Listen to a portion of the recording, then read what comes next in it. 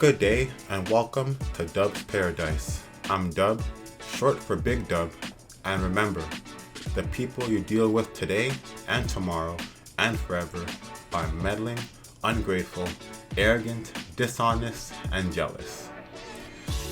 This week, I'm looking forward to the start of Indian Wells tennis tournament.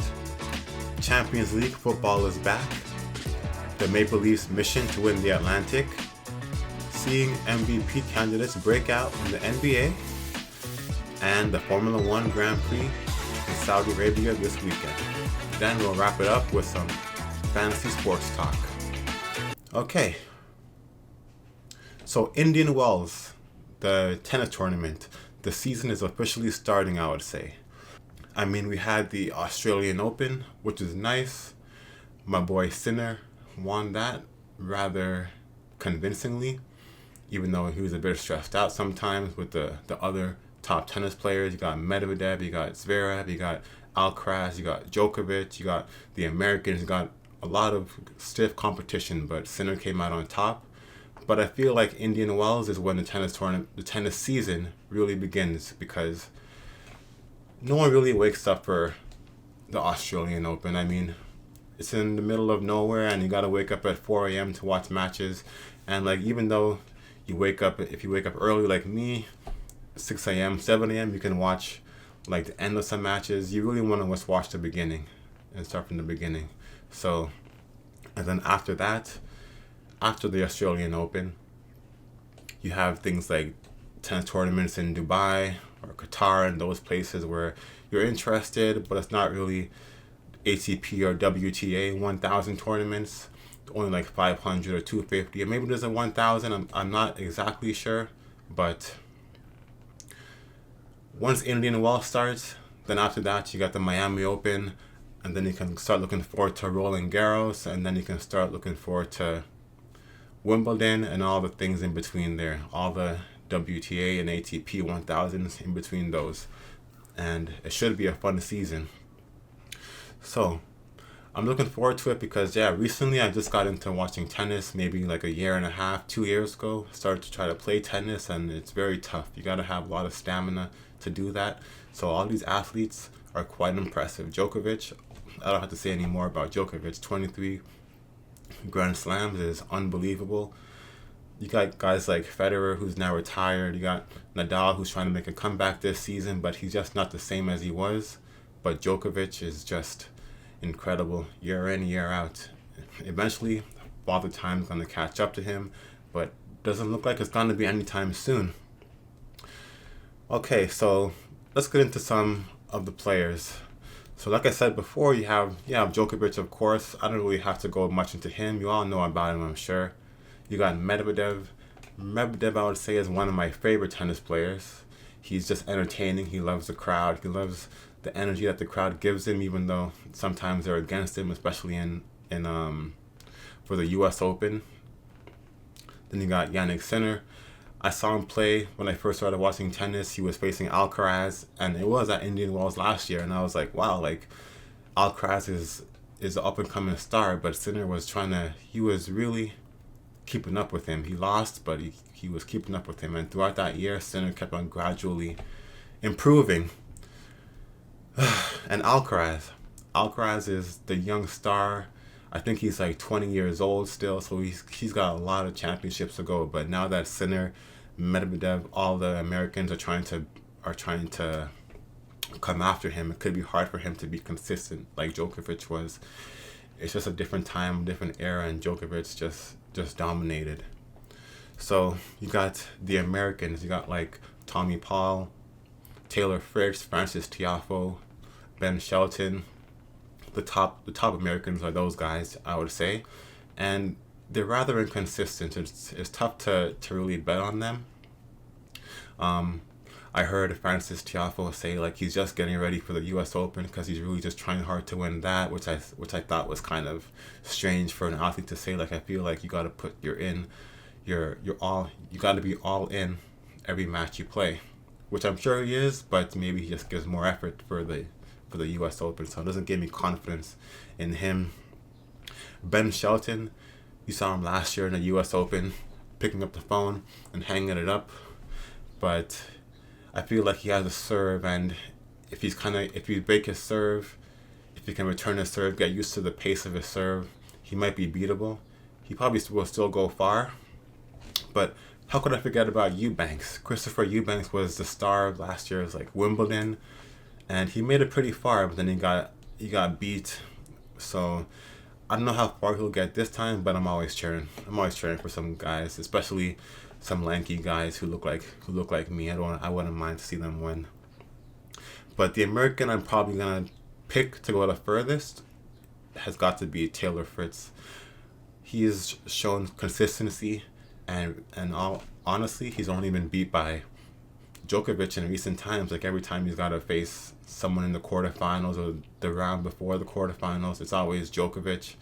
And looking at the draw this time, I'm not sure how far he'll make it before he faces Djokovic, but that's going to be a mountain he has to climb.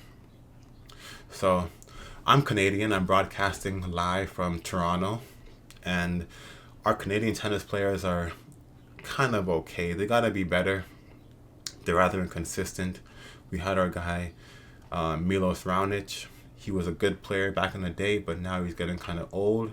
And his first round matchup is against who else but Rafael Nadal. So that's going to be a blockbuster matchup to watch for Canadians and tennis fans alike. Tune into that. Felix from Montreal. Oh, when I've seen him play, I think he's just sadly he's going downhill in his tennis career.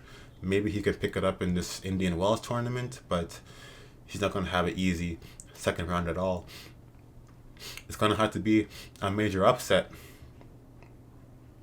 Forgive me, my nose is getting a bit stuffy. I don't know why. So, on to the women's draw. For the women's draw, you have Sabalenka, you have Iga Swiatek, number 1. You have Elena Rybakina, you have Coco Gauff, Pegula, you have Zhang from China, you got Ostapenko. And honestly, I think, like, out of all my favorite tennis players, I would say Ostapenko is maybe the best who I like to watch. Maybe not the total best, but she's definitely an entertaining watch. Zhang, she did quite well in the Australian Open. She lost to, I'm not sure exactly what she lost to. I think it was Sabalenka in the semifinals, but she made it that far. So now she's in the top 10 and she's doing quite well for herself. So hopefully in Indian Wells she'll perform the same way. The Americans, Pegula, Coco Gauff, you know about them. Similar to the Americans in the men's side, sometimes you might think that they're not that serious about playing. I would say Coco Gauff is serious. You saw her win the U.S. Open, which is very impressive. And Pegula, though, I think she just makes it to the quarterfinals, and then she kind of, it gets too much for her. That's when you start to face like the Europeans, you know, that all they do is play tennis. Which is a good thing. I'm not saying it's a bad thing, but that's a great thing. That's why Sabalenka, Rybakina, Swiatek, they're probably the favorites to win that. The Canadians in the women's side, I think only Leylah Fernandez. I think only she has. I think she's probably the only Canadian who's like relevant in the Indian Wells women's draw for the tennis tournament. So for predictions, I would say it's probably going to be, if I'm biased, I would say for the men's side, I would say Sinner, my boy Yannick Sinner. And for the women's side, I would probably say Rybakina. She's coming off disappointment in the Australian Open, so she might want to redeem herself. She's going to be working hard to redeem herself. Realistically, Sabalenka looks like she's unstoppable. Like, she has all the tools. The serve is getting more consistent. Her speed is good. She just has the entire package, and she's gonna make it her mission this year to finish number 1 past Swiatek. So, but I'll give my predictions to Yannick Sinner, and I'll give it to Rybakina just to try to be different. If I'm wrong, I'm wrong. All right. So I'm not sure how many of you enjoy listening about tennis, but maybe more of you enjoy some Champions League football talk. So today we got Bayern versus Lazio, the Series A team. And today we have Paris Saint-Germain facing Real Sociedad. I hope I pronounced that right, from La Liga, from Spain. As you know, I'm sure you all know that Bayern Munich, their legendary team, of course. This year they got Harry Kane from England, from Tottenham, and there's some rumors, some people saying that Harry Kane, he's like cursed, like he can't win the titles, he can't really win Champions League or England national team events like in the Euros or the World Cup. He's always struggling there. When it's time to come up big, it's like he folds. That's what people say. That's not really my opinion. By no means am I a Harry Kane expert or a football expert. And by the way, when I say football, I'm talking about soccer. And if I say NFL, I'm talking about NFL football, American style. So, Bayern, they were away in their last victory against Lazio, and they actually lost that game. They've been going through so much drama this year. Their coach, Thomas Tuchel, is already saying that they're going to switch coaches next year. So they're down 0-1 in this fixture. But you just gotta believe Lazio, they're not a top team. They're not like a threatening team to a team like Bayern with so many stars, with the history, right? They have fans. They have passionate fans who want to see them win and do well. And even though they might not win Champions League, they have to have some pride in themselves. They're playing at home. They want the fans to leave the stadium in a good mood. They want to go as far as they can. They have to have pride in themselves and be wanting to win. So I'm going to be watching that game today, and I think, this is a tough prediction to say that I think Bayern has to win this game, or else it'll be embarrassing for them. And if they want to go out like that and be a laughing stock in the Bundesliga and European football, because they already lost in their domestic German Cup game, while Bayer Leverkusen is going all the way. They're unbeatable. Well, obviously, literally unbeatable. They haven't lost a game this season. So I think Bayern Munich today will win this game against Lazio and move on 2-0. I would say they're going to win 2-0. So the next game we have happening at the same time is going to be Paris Saint-Germain versus the La Liga's team, Real Sociedad. And Paris is going to be on the road. They're going to be in Spain playing today, and they're already up 2-0 in their fixture. You have some drama going on with them because, as you know, Kylian Mbappe at the end of this season, he said he's going to be leaving. We'll see if he goes to Madrid. I don't know. I'm a fan of Chelsea, unfortunately. and Chelsea just needs a striker so bad. Like, I love Nico Jackson, but if they can just throw the money at Mbappe, hey, I won't complain. I will not complain, believe me.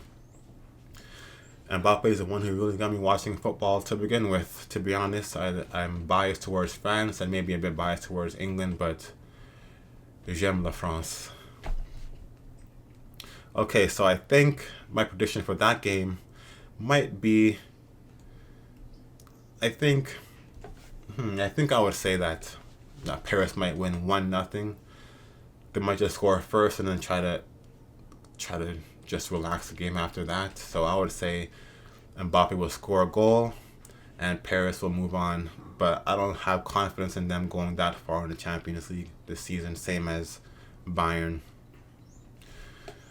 Okay, so tomorrow though, Wednesday, you're going to have the big dogs playing, the real favorites. You're going to have Real Madrid, who is Kylian Mbappe's rumored team of next season, which I really wouldn't want to see that. It's going to be like when Golden State got like all the players and they won a championship rather easily, of course. And Real Madrid tomorrow is facing Leipzig from Germany.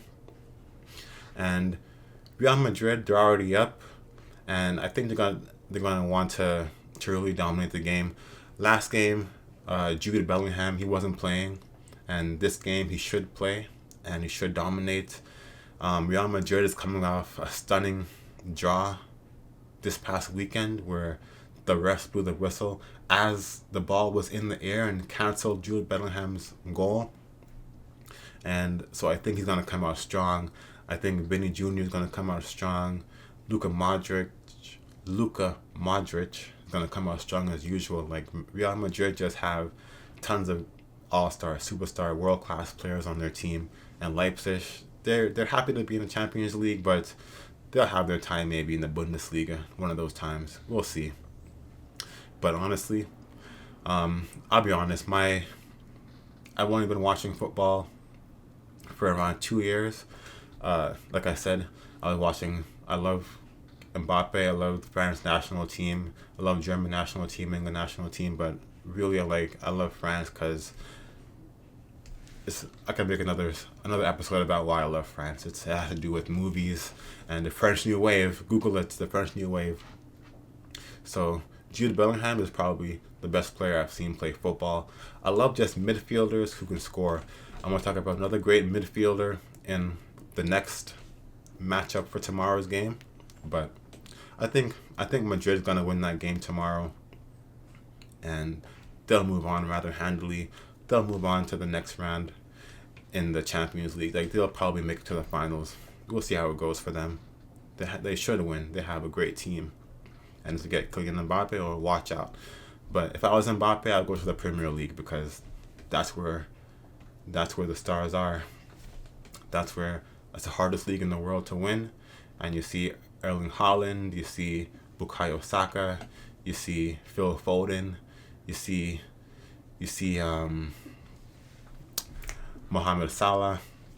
They're all shining in the Premier League. So Mbappe, he's got to really think about his career.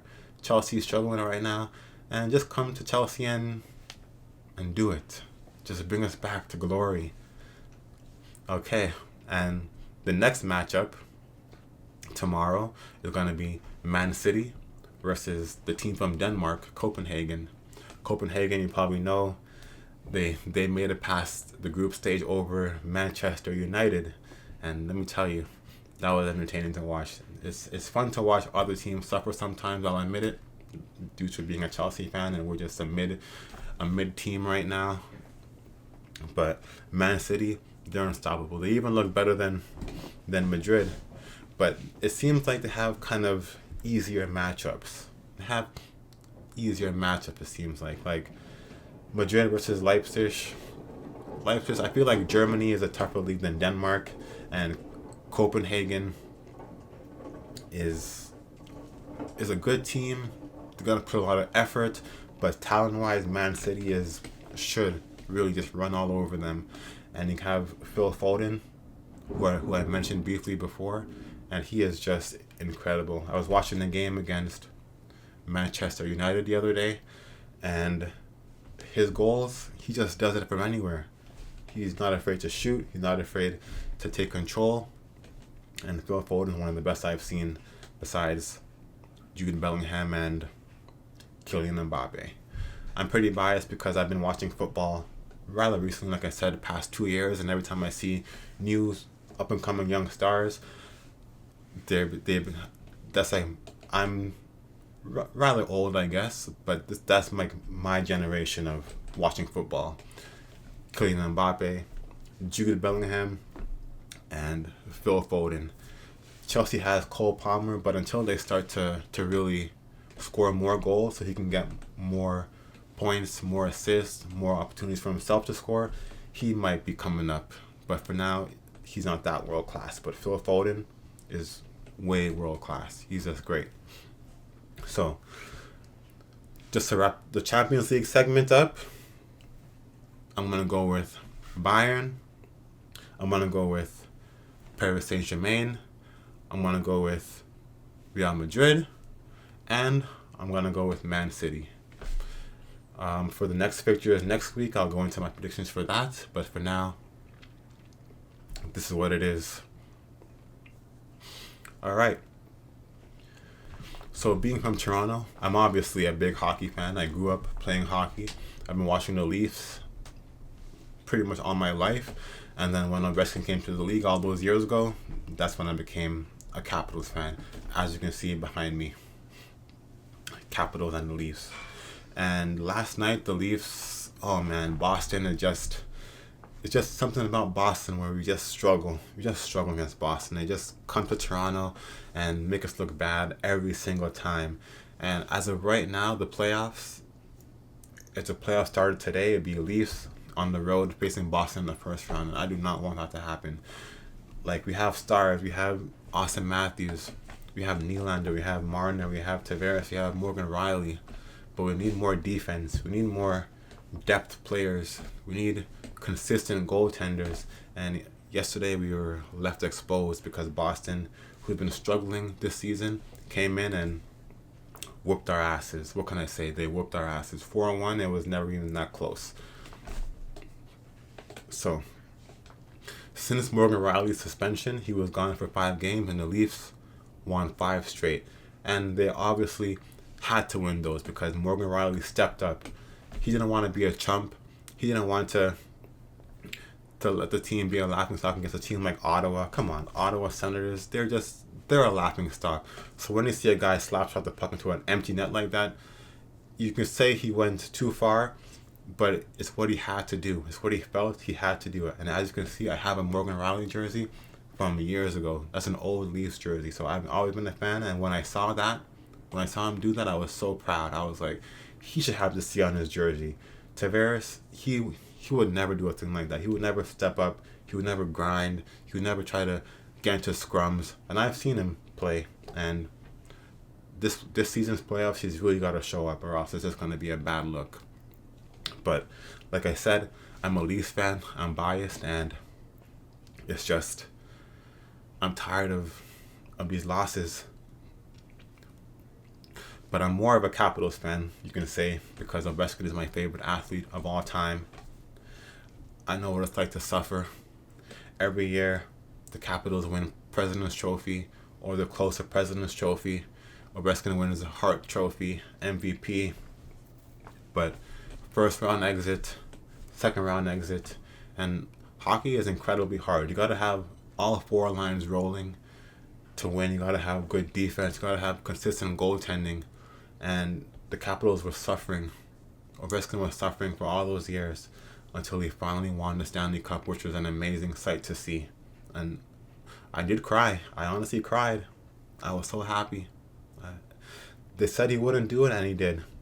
So I'm not talking about the Capitals too much, but just for future reference, whenever you see me talking about sports, see me talking about Ovechkin or Austin Matthews or who the best player is, Sidney Crosby, Wayne Gretzky, blah, blah, blah.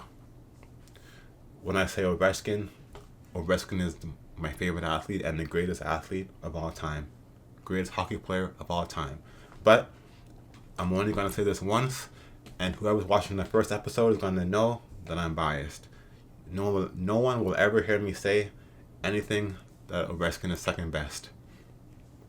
He is the best. So, the Leafs, back to the Leafs. They're trying to catch Florida. They're trying to catch Boston. But they're quite good. They had a setback yesterday, but we'll see how they finish this week off and go into the end of the season. Matthews, they say he's going to get 76 goals. They're like, oh, he's the best player. The best goal scorer there ever was. Back when he was scoring goals like every game, 2 goals, back-to-back hat tricks. They're like, oh, he's going to score 76 goals. He's going to get 70 goals. Hasn't been done since McGillney. But we'll see. Ovechkin has got 65 goals. And last season, McDavid was, he had like 60 goals with 10 games to go. And he ended up with 64. So it's not easy. It is not easy. So we'll see if Austin Matthews gets 70 goals. We'll see if he even gets 65 goals. I'm a Leafs fan. If anyone would break Ovechkin's record of 65 goals, I wouldn't mind if it's Austin Matthews. I would love if it would be Nylander, but he's not that kind of player. But We'll see how many goals Austin Matthews finishes with this season. My guess, maybe he'll get 65. 12 more goals in 21 more games, I think. That's possible. That's possible. But 70, I don't think so. I don't think so. All right, so talk about some NBA action. Not much really going on in the league right now. Everyone's waiting until the playoffs start. I guess every game now you're just waiting to see who's gonna finish first in the Western Conference. Like in the Eastern Conference, it's Boston by a landslide. If they don't win the Eastern Conference in the playoffs, that's gonna be kind of an embarrassing moment for them.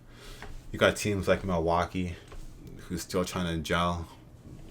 Like in the playoffs, anything can happen. You got Miami, who even said they're waiting until the playoffs, as if they want to get like a lower seed so they can have an easier path there maybe.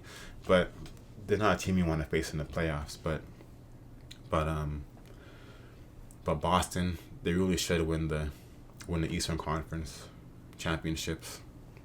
They got Tatum, they got Drew Holiday, they got Jaylen Brown, and they got Porzingis. And as soon as they got Porzingis, I knew they were going to be a fantastic team. So he might be the piece they needed to move on. But the Western Conference is just totally stacked. You got OKC, still a young team. You got Minnesota, also a young team. And then you got the Clippers, overrated superstars. Sure, I'm from Toronto. I gotta give some love to Kawhi because he brought us our only championship. So that was a great moment for the city. But Paul George, Russell Westbrook, James Harden, come on. I don't know how far they'll get in the playoffs this season, but Kawhi is definitely a MVP candidate. But Denver, Jokic, Canadian Jamal Murray, they're not first place. They're a couple games back of first place, but honestly, maybe I don't know if that's what they want, but Minnesota, I'm not sure how far they'll get. They're still young. They haven't had that experience. OKC, same thing. They're still young, haven't had that much experience in the playoffs. So a team like Golden State, who might just sneak in, a team like the Lakers, who might just sneak in, the teams like especially Denver Nuggets, back-to-back the reigning championships, trying to go back-to-back, they might be able to dominate. So I don't have too much faith in Minnesota or OKC to go that far in the playoffs just yet, but they're definitely up and coming. And my MVP pick would be Shai Gilgeous-Alexander. He's Canadian. Okay, you saw him play in the summer tournament. He led Canada to, I think, what was it, silver? The USA didn't even make it that far, and now Shai, when the season started, he performs. He's performing. He's doing great every single game. He's a great player. So Jokic, while he is beyond great, he's like his countrymate Novak Djokovic. He might win MVP again. Embiid, he's out unfortunately. Would have been an MVP candidate for sure, but he's not going to win MVP. But, Jason Tatum is a good candidate, but I got to go with Shai. All right. I don't know how much. This is my first podcast, or my first Dubs Paradise sports show recording, so I just wanted to go through all the things that I'm interested in. But I'm not going to be talking about NBA that much unless there's some sort of drastic event that's happening or major news that's happening. But what I really love talking about also is Formula One. And this weekend we're going to be in Saudi Arabia for the Saudi Arabian Grand Prix.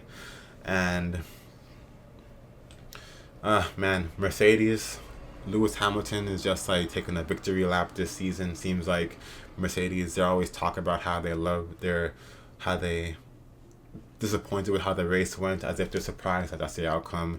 Like everyone knows that's gonna be like Max as usual, Red Bull, Ferrari, and I'm glad that Lewis is going to Ferrari because if they can perform this year, Charles Leclerc Carlos Sainz on the podium already in Bahrain, then next year when Lewis is there, they'll definitely be able to win some more podiums. Maybe compete with Max and Red Bull because that team is in turmoil. Christian Horner is always diabolical. But he's a champion. He made the team, and you can't really win without doing some things, without getting away with some things. And I don't blame them. I don't have any facts. I just see what I read on the news, on Sky Sports F1 and all that. And yeah, he's a champion. But I just wish that Lewis can get his 8th World Championship and go out with a bang in his career with the Ferrari red. Ferrari should know that they're the pride of Formula One. They're the most historic team in Formula One. They have to do well by Lewis this season. So, like I said, I have bias towards France, and the Alpine team with Ocon and Pierre Gasly. They came practically last place in Bahrain, and that was not what they should have done. They should have been much better. So hopefully they can do something better in Saudi Arabia. But yeah, my predictions for that race, let's say it's going to be Max first. It's going to be Charles Leclerc second, and maybe Sergio Perez third. And maybe you get teams like McLaren, Mercedes mixed up.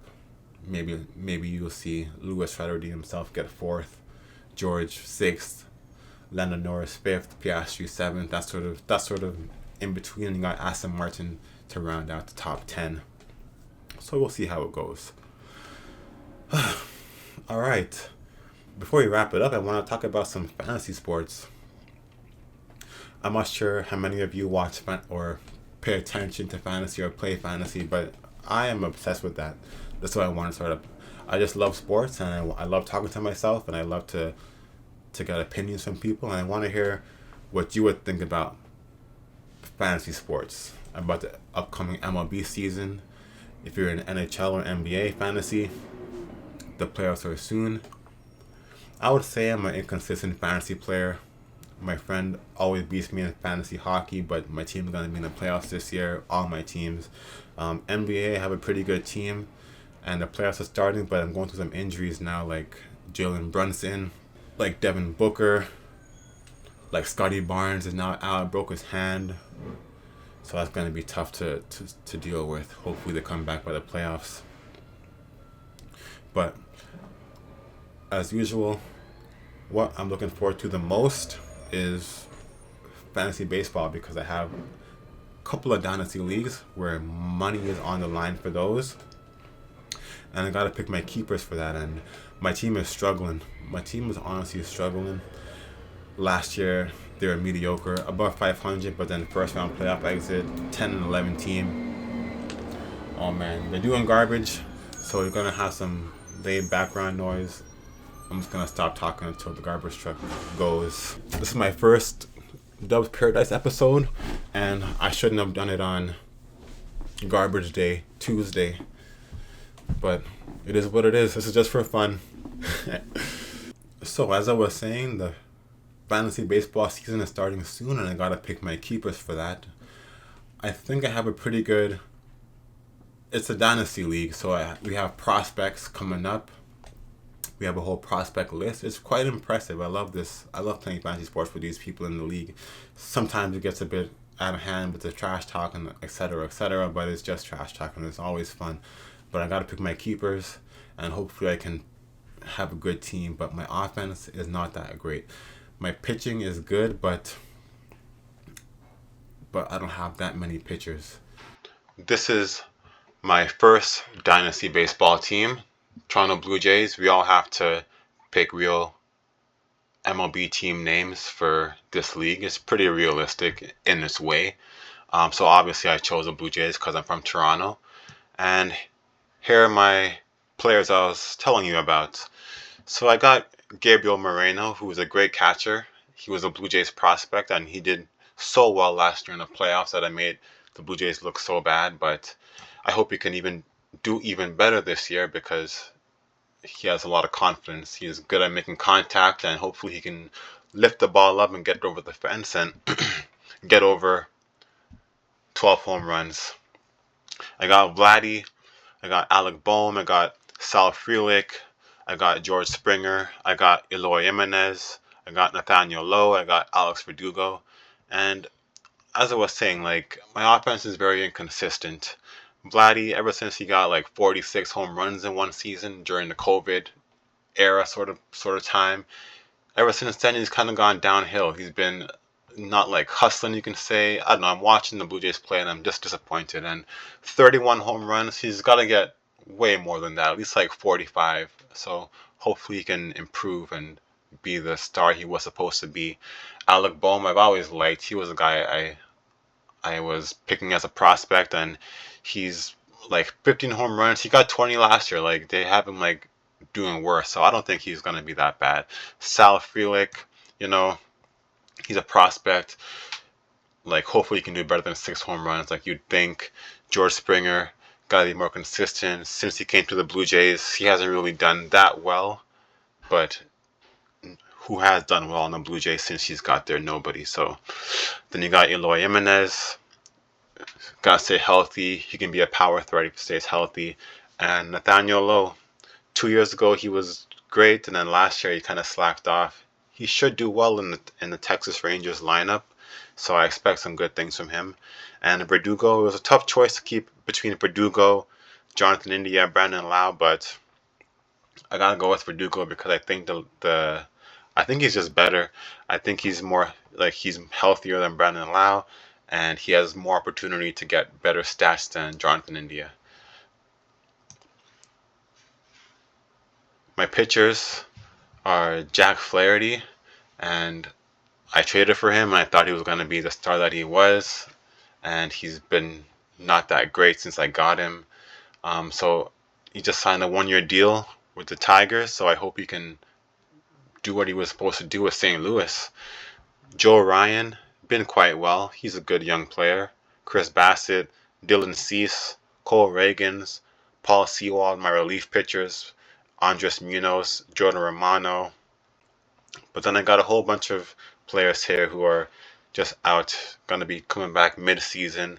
So hopefully I can survive until they come back. Luis Garcia, Lance McCullers Jr., Jeffrey Springs, Logan Allen, young guy, who should do well with Cleveland.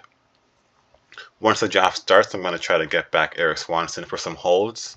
And Sorry Gibson Long, I don't know too much about him. I'm going to try to add him to my prospects list so I don't have to use a keeper on him. And as I was saying before, we have a whole prospect roster. These guys I've had for some time, like Orelvis Martinez from the Blue Jays, Cole Young from the Mariners, George Valera, Jacob Wilson, Bryce Matthews. I hope they do well. They all won't play in 2024, but maybe in the future they'll come up. I hope for some big things from Martinez. My pitchers prospects, on the other hand, I would say are quite good. Shane Baz, he can do so much for Tampa Bay. He's a great prospect, but he's just been injury prone. Ricky Tiedemann, same thing for the Blue Jays, just been injured a bit. He hasn't even played in spring training yet. Cade Horton, Cubs prospect. Ben Brown, Cubs prospect. Owen White, Forrest Whitley, who I've had him on my team for so long, and he hasn't even played one game in the MLB, so I hope if he ever shows up, he's been like a myth so far. I hope he can do well. Simeon Wood Richardson, ex-Blue Jays prospect, who we traded him to get Jose Barrios, and I'm not upset at that. Jose Barrios has been quite well.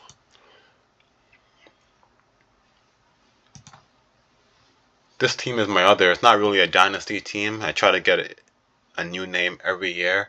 It is a keeper though. We can keep 9 players, and I have some similar players like Moreno for the on-base percentage, Pete Alonso, 41 home runs. I tried to trade him, but no one wanted him. So if no one wants him, I don't mind keeping this stud, the polar bear. Marcus Simeon, another ex-Blue Jay who's an Iron Man. He should always do well, especially in Texas. Jordan Alvarez, he's quite well too. He's definitely an MVP candidate. So you never know what could happen with him. He can just go off this season in the Astros, but they're kind of getting a bit older now, you'd say, but not really. I'm sorry, they're a great team still. Michael Harris II, he should do quite well on Atlanta stacked lineup. Get some stolen bases, get on base for me, get some good stats. And George Springer, who I wish I had someone better to keep, but it's okay. But if you're seeing this and you have some opinions, let me know. Nathaniel Lowe, I don't want to keep. Tyler O'Neill, like Brandon Lau, I kept all last year because I thought they would, perform, but they haven't performed. And of course, I'm not going to keep them this year and they're going to go off, which is typical. Um, my pitchers, Pablo Lopez, Jordan Montgomery, who knows where he's going to go, but maybe he's going to go to the Yankees, and that would be a good thing for wins and quality starts. Zach Eflin, he's not like elite, but he's above average, so he should get some quality starts and some wins on Tampa Bay. And yeah, once the draft starts, I'm going to try to get these relief pitchers back. Munoz, Paul Sewald.